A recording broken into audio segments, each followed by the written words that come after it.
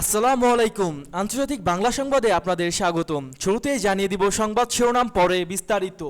Israeli হামলায় লেবাননে নিহত বেড়ে 1974 জন। অন্যদিকে মিডল ইস্ট আইয়ের নিউজের তথ্য অনুযায়ী ইরানি হামলায় ক্ষয়ক্ষতি নিয়ে রিপোর্টিংয়ে সেন্সর আরোপ করল ইসরায়েল। আরও জানাবো, ইসরায়েল স্বীকার করছে কিছু ইরানি ক্ষেপণাস্ত্র বিমান ঘাঁটিগুলোতে আঘাত এনেছে। সত্য ঘটনা গোপন করার চেষ্টা। আরো জানিয়ে দিব, ইসরায়েলের অস্ত্র রপ্তানি আংশিক স্থগিত করল যুক্তরাষ্ট্র। এবং ইসরায়েলকে মোকাবেলায় এশিয়ার দেশগুলোকে যে বার্তা দিল ইরান। এবং সবশেষ জানিয়ে দিব, ইসরায়েলকে সামরিক ও নিরাপত্তা ঘাঁটিগুলোতে ইরানের সামরিক হামলা, আমেরিকা একমাত্র অপশন, নিষেধাজ্ঞা আরোপ ও সমালোচনা করা। এতক্ষণ দেখছিলেন সংবাদ শিরোনাম, এবার বিস্তারিত। তার আগে আপনি আমাদের ভিডিওটি কোন জেলা থেকে দেখছেন অবশ্যই কমেন্ট করে জানিয়ে দিবেন এবং আমাদের সাথে থাকার জন্য চ্যানেলটি সাবস্ক্রাইব করে দিবেন। ইসরায়েলি হামলায় লেবাননে নিহত বেড়ে 1974 জনে দাঁড়িয়েছে। লেবাননে গত এক বছর ইসরায়েলি হামলায় মোট 1974 জন নিহত হয়েছেন, যার মধ্যে 127টি শিশুও রয়েছে। বৃহস্পতিবার দেশটির স্বাস্থ্যমন্ত্রী ফিরাস আবিদিয়ান এ তথ্য জানিয়েছে। এছাড়া ইসরায়েলি হামলায় 9384 জন মানুষ আহত হয়েছেন বলেও জানিয়েছে লেবাননি স্বাস্থ্যমন্ত্রী। এদিকে লেবাননের রাজধানী বৈরুতে দক্ষিণাঞ্চল সহ বিভিন্ন স্থানে বৃহস্পতিবার ইসরায়েলি বিমান হামলায় ব্যাপক ক্ষয়ক্ষতি হয়েছে। বৈরুতে চুইফাত জেলায় আকাশে ধোঁয়া ছড়িয়ে পড়ার দৃশ্য তুলে ধরে রয়টার্স জানায়, হিজবুল্লাহ এবং ইসরায়েলি বাহিনীর মধ্যে চলমান বৈরিতায় এই প্রাণঘাতী সংঘর্ষের কারণ। চলমান এই হামলায় লেবাননের বেসামরিক জনগণ সবচেয়ে বেশি ক্ষতিগ্রস্ত হচ্ছে, যার ফলে দেশটিতে মানবিক সংকট তীব্র আকার ধারণ করছে।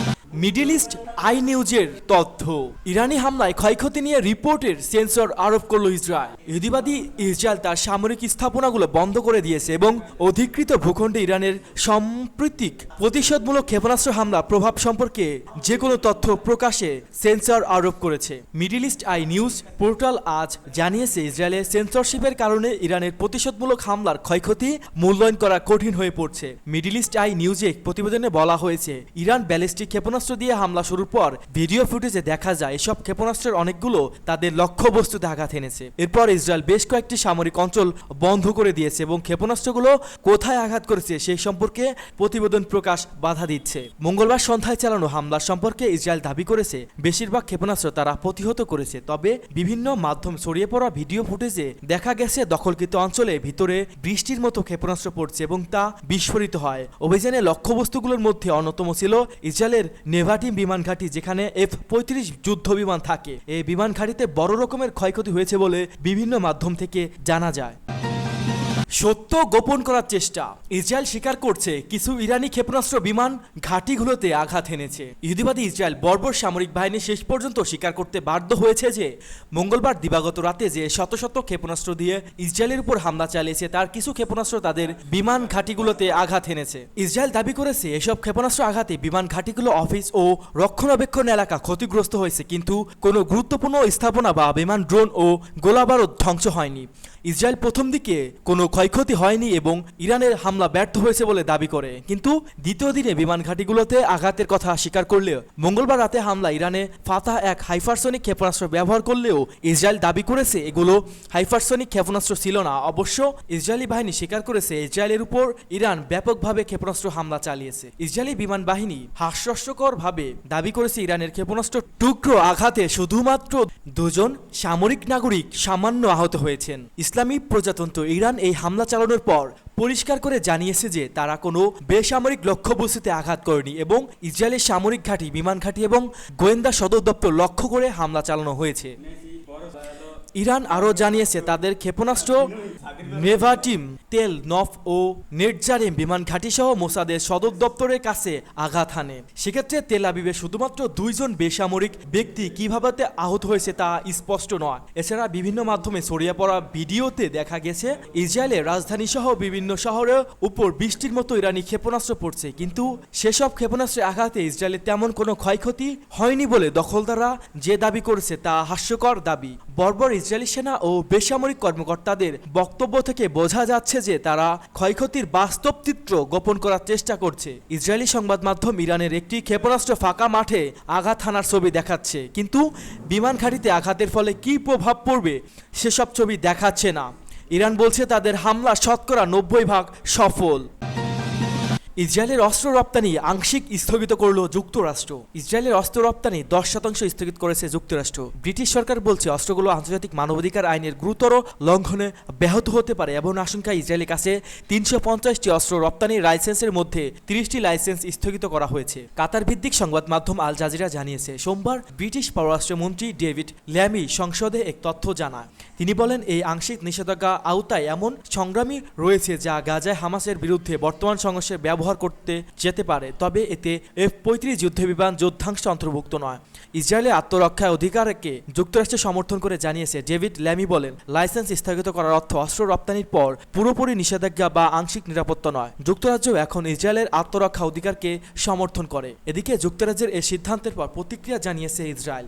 দেশটির পররাষ্ট্রমন্ত্রী ইসরায়েল ক্যাটস বলছে ব্রিটিশ সরকারের বেশ কিছু সিদ্ধান্তে হতাশ হয়ে ইসরায়েল, যার মাধ্যমে প্রতিরক্ষা রপ্তানি স্থগিত করার সিদ্ধান্ত অন্যতম। কাতার বিশ্ববিদ্যালয়ে আন্তর্জাতিক সম্পর্কে অধ্যাপক হাসান বারারি বলেন যুক্তরাষ্ট্রে এই ঘোষণা একটি ফাঁকি রয়েছে, কারণ আত্মরক্ষা অধিকার এবং ইসরায়েল যে গণহত্যা করছে এর মধ্যে বিশাল পার্থক্য রয়েছে। আমরা ব্রিটিশ সরকারের কাছ থেকে গাজায় সংঘটিত নৃশংসতার সমালোচনা বা নিন্দা শুনিনি, তবে যাই হোক আমি মনে করি এটি একটি ভালো পদক্ষেপ যার মাধ্যমে ইসরায়েলকে অন্তত এই বার্তা দেওয়া গেল যে বিমান বাধা এভাবে যুদ্ধ চালিয়ে যেতে দেওয়া যাবে না। যুক্তরাজ্য ইসরায়েলে যে পরিমাণ অস্ত্র সরবরাহ করে তা দেশটির মোট রপ্তানিকৃত অস্ত্রের 1%-এরও কম। ব্রিটিশ পররাষ্ট্রমন্ত্রী ল্যামি সংসদে বলছে এই স্থগিতাদের ইসরায়েলের নিরাপত্তা উল্লেখযোগ্যভাবে প্রভাব ফেলবে না। ইসরায়েলকে মোকাবেলায় এশিয়ার দেশগুলোকে যে বার্তা দিল ইরান। মধ্যপ্রাচ্য ইসরায়েলের সৃষ্ট উত্তেজনা ঠেকাতে এশিয়ার দেশগুলোর মধ্যে সহযোগিতার আহ্বান জানিয়েছেন ইরানের প্রেসিডেন্ট মাসুদ পেজেশকিয়ান। এশিয়া কো অপারেশন ডায়ালগ শীর্ষ সম্মেলনের দোহায় বৃহস্পতিবার থাইল্যান্ডের প্রধানমন্ত্রী পাইতং তান সিনহ যাত্রার সঙ্গে বৈঠকে পেজেশকিয়ান এ আহ্বান জানান। খবর ইরানি নিউজের। ইরানি প্রেসিডেন্ট বলেন এই অঞ্চলের বিদেশি ক্ষেপণাস্ত্রের বন্ধ করতে এবং ইসরায়েলি নৃশংসতা বন্ধে এশিয়া কো অপারেশনের ডায়ালগের মধ্যে আঞ্চলিক সংগঠনগুলোকে কাজে লাগাতে হবে। পেজেশকিয়ান বলেন শাসক গোষ্ঠী আত্মরক্ষায় অজুহাতে নারী ও শিশুদের হত্যা করছে, হাসপাতাল, স্কুল ও বেসামরিক লক্ষ্যবস্তুতে বোমা হামলা চালাচ্ছে, কিন্তু আন্তর্জাতিক সম্প্রদায় নীরব। এটি লজ্জাজনক। তিনি ইরান ও থাইল্যান্ডের মধ্যকার দীর্ঘ 400 বছরের ঐতিহাসিক সম্পর্কের কথা উল্লেখ করে এই দুই দেশের দ্বিপাক্ষীয় সম্পর্ক জোরদারের আশ্বাস দেন। প্রধানমন্ত্রী সিনওয়া জাত বলেন এশিয়া কো অপারেশন ডায়ালগ অভিন্ন উদ্বেগ ও চ্যালেঞ্জ মোকাবেলায় এক চমৎকার সুযোগ এনে দিয়েছে। তিনি গাজায় ইসরায়েলি শাসকদের নৃশংসতার কথা উল্লেখ করে বলেন থাইল্যান্ড এই অঞ্চলে শান্তি প্রতিষ্ঠার প্রচেষ্টা অংশ নিতে প্রস্তুত। ইসরায়েলের সামরিক ও নিরাপত্তা ঘাঁটিগুলোতে ইরানের সামরিক হামলা। আমেরিকা একমাত্র অপশন নিষেধাজ্ঞা আরোপ ও সমালোচনা করা। পারস্টোরে ইহুদিবাদী ইসরায়েলের অপরাধযজ্ঞের বিরুদ্ধে ইরানের শক্তিশালী সামরিক জবাব মার্কিন কর্মকর্তাদের হতচকিত করা দিয়েছে। ইসরায়েলের সামরিক ও নিরাপত্তা ঘাঁটিগুলোতে ইরানের সামরিক হামলার ব্যাপারে মার্কিন কর্মকর্তারা তেহরানের সমালোচনা করে এবং ইরানের উপর নিষেধাজ্ঞা আরোপের হুমকি দিয়ে তাদের দায়িত্ব শেষ করেছেন। পারস্টোরে ফার্সি জানিয়েছে মার্কিন পররাষ্ট্রমন্ত্রী অ্যান্টনি ব্লিকেন ইসরায়েলের বিরুদ্ধে ইরানের ক্ষেপণাস্ত্র হামলাকে অগ্রহণযোগ্য আখ্যায়িত করে এর নিন্দা জানাতে বিশ্বের দেশগুলোর প্রতি আহ্বান জানিয়েছেন। ইহুদিবাদী ইসরায়েলের সামরিক স্থাপনা লক্ষ্য করে ইরানের চালানো ক্ষেপণাস্ত্র হামলার ব্যাপারে মার্কিন প্রতিরক্ষা মন্ত্রণালয় পেন্টাগন এক বিবৃতিতে বলছে ইরান মার্কিন স্বার্থের আঘাত হানলে আমরা আমাদের নাগরিকদের নিরাপত্তা রক্ষা করব। আমরা এই বেপরোয়া হামলা নিন্দা জানাই এবং নিজেদের প্রক্সি গ্রুপগুলোর মাধ্যমে যে কোনো ধরনের হামলা বন্ধ করতে তেহরানের প্রতি আহ্বান জানাই। মার্কিন পররাষ্ট্রমন্ত্রী মুখপাত্র মার্ক মিলারও ইসরায়েলকে হামলা চালানোর বিষয়টি আগেভাগে না জানানোর কারণে তেহরানের সমালোচনা করছে। তিনি ওয়াশিংটনে এক সংবাদ সম্মেলনে বলেছেন ইরান ইসরায়েলে হামলা চালানোর আগে বিষয়টি নিয়ে আমাদেরকে কিছু জানায়নি। এদিকে ইরান ইসরায়েলে ক্ষেপণাস্ত্র হামলা চালানোর পর হোয়াইট হাউস বলছে যে মার্কিন প্রেসিডেন্ট জো বাইডেন ও ভাইস প্রেসিডেন্ট কমলা হ্যারিস ইরানের হামলায় বিষয়টি খতিয়ে দেখছেন এবং প্রেসিডেন্ট বাইডেন এ ব্যাপারে ইসরায়েলকে সাহায্য করার নির্দেশ জারি করেছে। হোয়াইট হাউসের মুখপাত্র কারেন জন পিয়েংয়ের সাংবাদিকদের সাপ্তাহিক ব্রিফিংয়ে বলছেন ইসরায়েলি হামলা চালানোর কারণে ইরানের বিরুদ্ধে নতুন করে নিষেধাজ্ঞা আরোপ করা হবে। তিনি ইরানের ক্ষেপণাস্ত্র হামলার প্রতি ইঙ্গিত করে বলেছেন ইরানের বিরুদ্ধে আমাদের বিস্তৃত নিষেধাজ্ঞা বহাল থাকবে এবং নিঃসন্দেহে আমরা সেগুলো বাস্তবায়ন করে যাব। ইহুদিবাদী ইসরায়েলের হাতে ইরানের সর্ববৃহৎ লঙ্ঘন তেল আবিবের হামলায় হামাসের নেতা ইসমাইল হানিয়া, হিজবুল্লাহ নেতা সায়েদ হাসান নাসরুল্লাহ, আইআরজিসির কমান্ডার সায়েদ আব্বাস নীলফরশুনের শাহাদাত এবং লেবানন ও ফিলিস্তিন নিরাপত্তা, নারী, পুরুষ ও শিশুদের রক্তপাতের ব্যাপারে বেশ কিছু নির্ধারণের ধৈর্য ধারণ করার পর ইরান সর্বশেষ গত মঙ্গলবার জাতিসংঘের ঘোষণা অনুযায়ী আত্মরক্ষার বৈধ অধিকার প্রয়োগ করে ইসরায়েলি বিভিন্ন ঘাঁটি লক্ষ্য করে অন্তত 200 ব্যালিস্টিক ক্ষেপণাস্ত্র নিক্ষেপ করেছে। এসব হামলা ইসরায়েলি ঘাঁটিগুলোর ব্যাপক ক্ষয়ক্ষতি হলেও তার সঠিক চিত্র প্রকাশ করেনি তেল আবিব।